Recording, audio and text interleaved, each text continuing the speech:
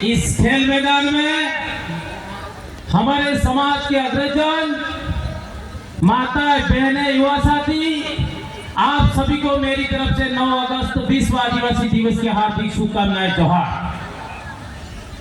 आज आप सबने साबित कर दिया हमारे लिए रक्षाबंधन कोई महत्वपूर्ण नहीं है, 9 अगस्त विश्व आदिवासी दिवस महत्वपूर्ण है। आज आपने साबित कर दे बता दिया। इसके लिए आप जोरदार खुद के लिए तालियां बजाएं। हमारे समाज में आदिवासी परिवार पिछले 15 सालों से जन जागरण कर रहा था, उसकी मेहनत आज दिख रही है। एक तरफ रक्षाबंधन है, एक तरफ विश्व आदिवासी दिवस है, लेकिन हमारे भाइयों बहनों ने बता दिया कि रक्षाबंधन महत्वपूर्ण नहीं है, विश्व आदिवासी दिवस महत्वपूर्ण है। साथियों, कहने में हम इस देश के मूल मालिक हैं, लेकिन वर्तमान की सरकार यह मानने को लिए तैयार है, वो जानती है कि इस देश का मूल मालिक आदिवासी है, फिर भी वो मानने के लिए तैयार नहीं है। सुप्रीम कोर्ट के 2 जजमेंट आते हैं। सुप्रीम कोर्ट कहता है भगवान राम का जन्म भारत देश में हुआ था, तो सभी लोग मान लेते हैं कि ना भगवान राम का जन्म इस देश में हुआ था, लेकिन वही सुप्रीम कोर्ट कहता है कि इस देश का मूल मालिक आदिवासी है, तो कोई मानने के लिए तैयार नहीं है।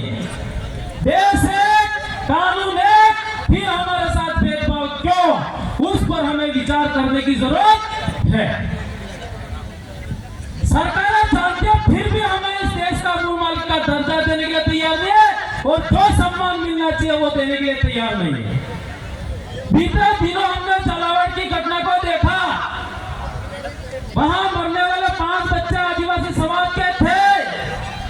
हमारे समाज के लोगों ने मुआवजा मांगा 1 करोड़ रुपया, लेकिन सरकार ने इन मूल मालिकों को मात्र 10 लाख रुपया नवाजा, इससे ज्यादा 1 रुपया नहीं दिया।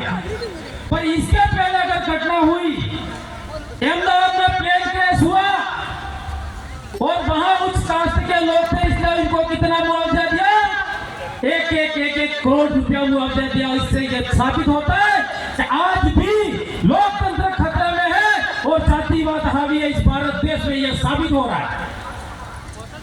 साथियों, आदिवासी आज हाशिए पर है।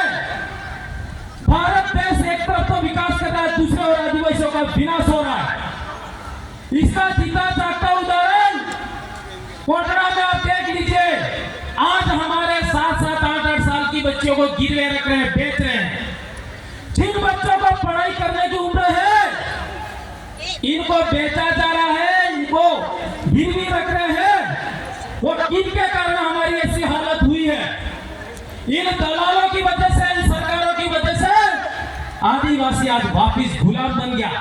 देश आजाद हुए कितने साल हो गए, लेकिन आदिवासी अभी भी आजाद पूरी तरह से नहीं हुआ है। और हमारे बाबूलाल जी कटारा खराड़ी अब यहाँ सागवाड़ा में कार्यक्रम कर रहे हैं।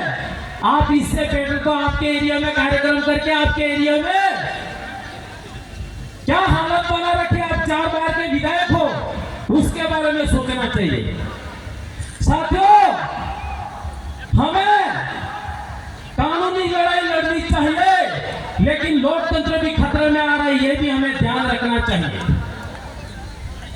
आप ये भी देख लो, एक समय था इन लोगों ने अपने को रोकने की कितनी कोशिश की, लेकिन आज वो खुद मनाने के लिए तैयार हो गए। दूसरी बात, मैं वर्तमान सरकार से कहना चाहता हूं, आप आदिवासियों के हितैषी हो तो आज घोषणा करें कि इस शेड्यूल एरिया में 5वीं अनुसूची के मूल भावना के अनुरूप आरक्षण को लागू किया जाए।